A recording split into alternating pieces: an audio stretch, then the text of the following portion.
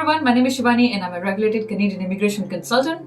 Today's video is going to be on study permit again, and this is going to be part 3. And in this video, we are going to talk about the difference between SDS, means Student Direct Stream, and regular study permit stream.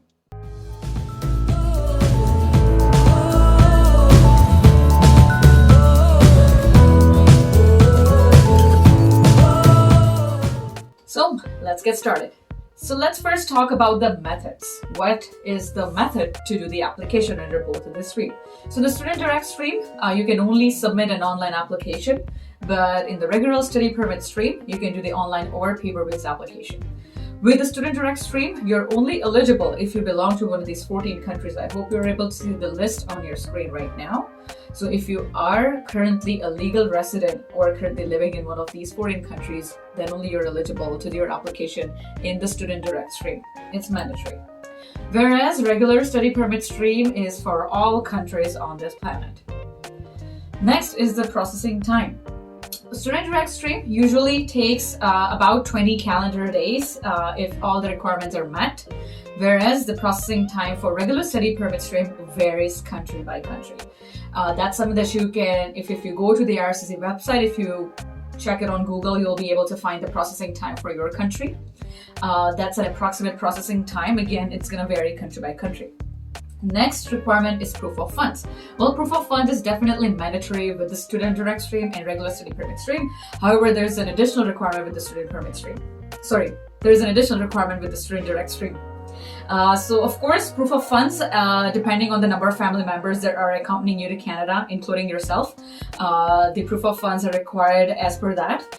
And then there is another requirement, that's a GIC of at least 10,000 Canadian dollars. You must have a GIC account if you want to do your application in the Student Direct Stream with one of the Canadian or acceptable institutions in Canada prior to your arrival. All right, and it has to be of at least 10,000 Canadian dollars. And you should also make the full payment of tuition fees for the first year of your education.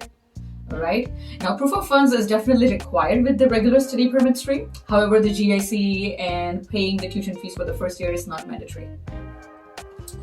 But again, depending on the college that you take admission in, if they have any specific requirements in terms of like doing payment for the first semester or something, and that actually depends on the educational institution.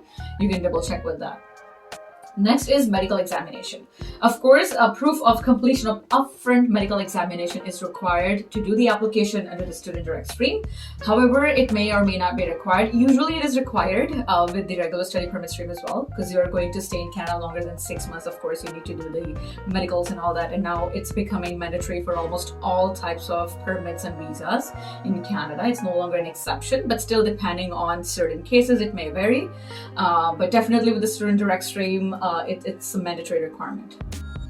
Now another mandatory requirement with the Student Direct Stream is IELTS.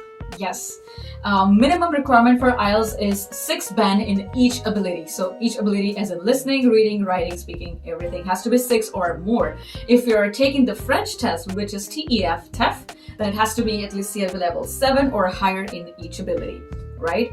Now, this is going to answer to many such questions that I always get asked. Can I come to Canada and study without IELTS? Well, yes, you can. Not under the Student Direct Stream, but under the regular permit stream, it's possible. However, depends on your college. So if you see over here, it clearly says that IELTS is not required as long as you have a letter of acceptance from a DLI. So this is a visa requirement. Having an acceptance letter from a DLI is a visa requirement in the regular study permit. Also, of course, you need an acceptance letter from a DLI if you're going with the Student Direct Stream, but we are only talking about the difference right now. So what I would like to add over here is that you do not really need IELTS. So for the Student Direct Stream, it's a mandatory requirement. It's a mandatory visa requirement that you need IELTS. And at least 6 bands in each ability, or you need TEF and at least 7 in each ability, CLB level 7, right? And for the regular study permit stream, it's not a mandatory by IRCC, as in it's not mandatory. It's not a mandatory visa requirement, right?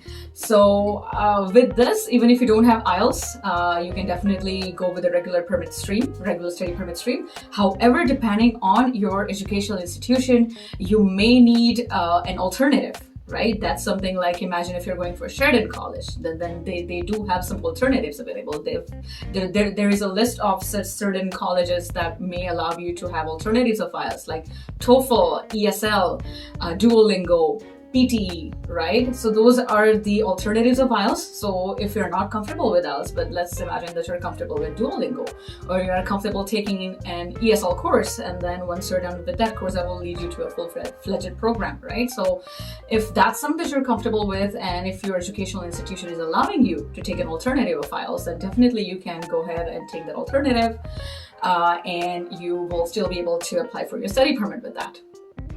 Another benefit that you get with the Student Direct Stream is that you can bring your spouse or partner or children with you to Canada at the very same time. Yes, you can do all of your applications at the same time. That's possible only with the STS stream though.